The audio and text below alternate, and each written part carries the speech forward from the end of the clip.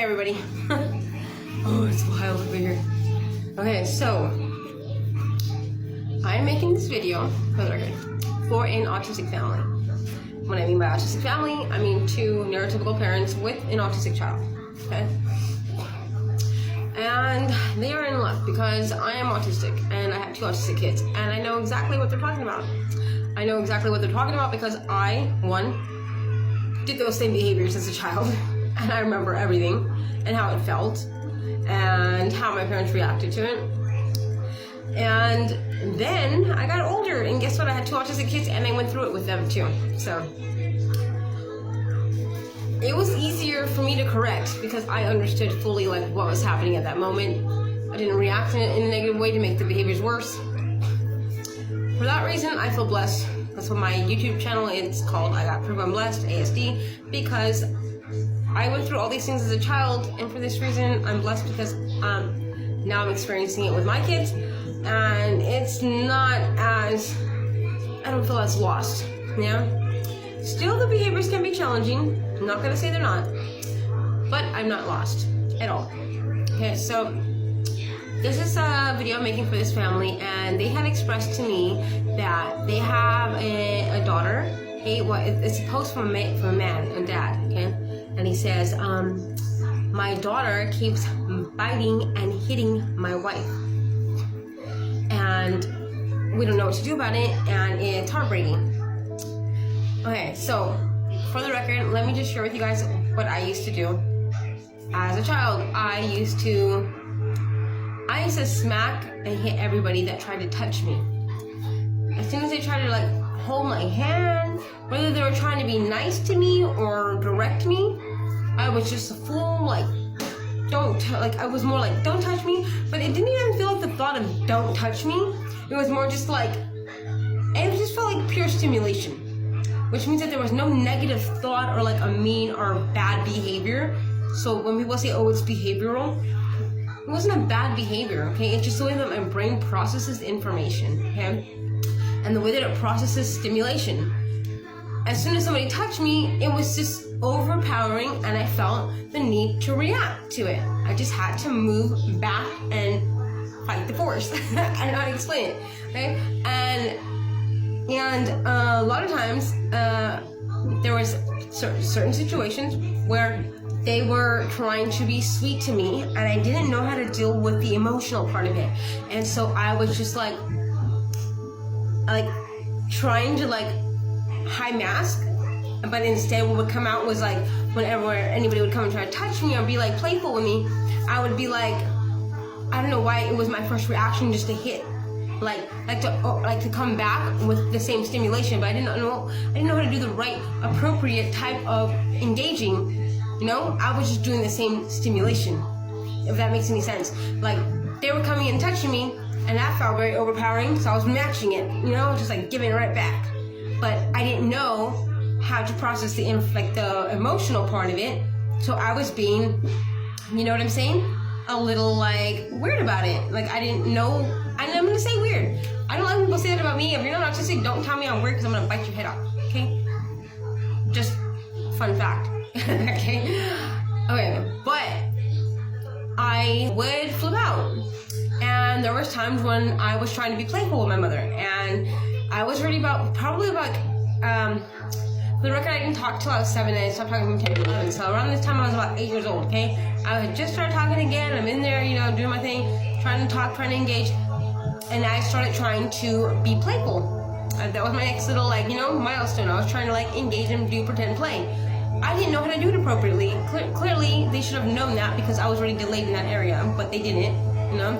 Common sense is not that common, apparently. You know?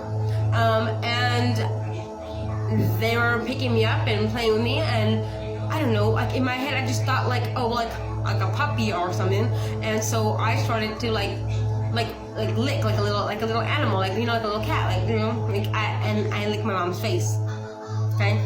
Licked my mom's face. She flipped the hell out because I was already 8 years old. She's like, oh, what the hell? And she flipped out and she freaking threw me on the floor. She's like, stop it! Don't, that's disgusting. And she freaked out, and I got really sad. And for like long while. I would say at least like a few weeks. I was just like I was just trying to play with you, you know, like in my head I was so innocent. I was just like, I'm just trying to play with you. Like, it broke my freaking heart, okay? Today I'm really tough, so like, but I just want to share with you how it can be for an autistic child, okay? So, I just want to share with you guys, okay, when my son started to bite, okay, I started to realize that he needed physical stimulation. I knew that he was matching the stimulation, like, you know, he was overwhelmed, or not, I wouldn't want to say not even fully overwhelmed, but just, it's a lot of stimulation at one time when their milestones are, like, you know, behind.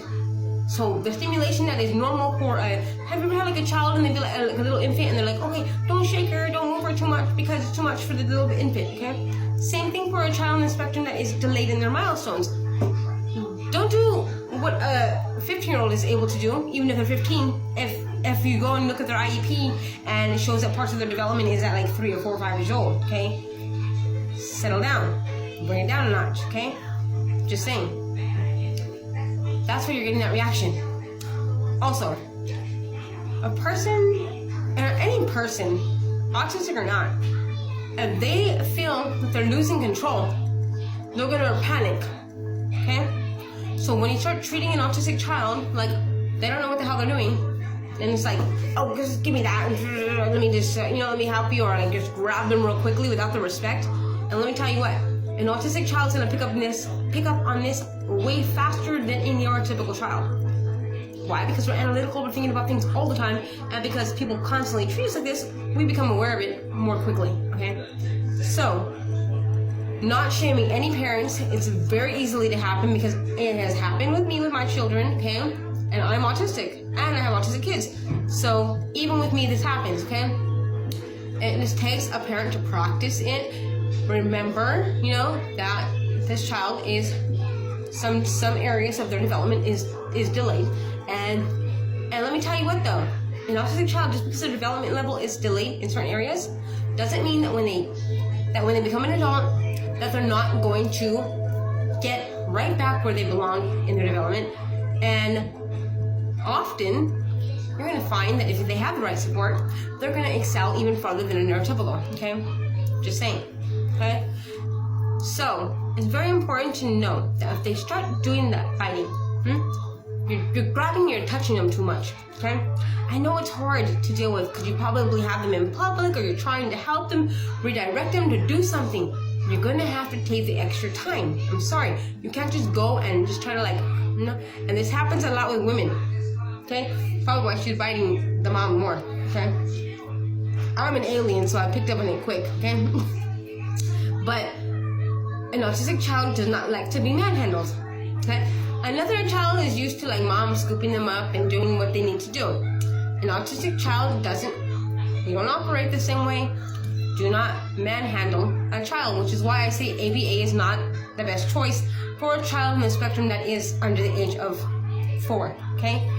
If they're already in a school setting, they're already past the age of 10, and no aspect of ABA, okay, maybe, but mom and dad, stay nearby, make sure that you have the right ABA therapist, okay, handling it, because you don't want an uneducated, you know, associates at best, ABA therapist, you know, still in their adolescence, you know, you don't want that trying to teach your child how to engage, you know, appropriately, because they don't even know how to do it yet, that part, okay, I'm just saying.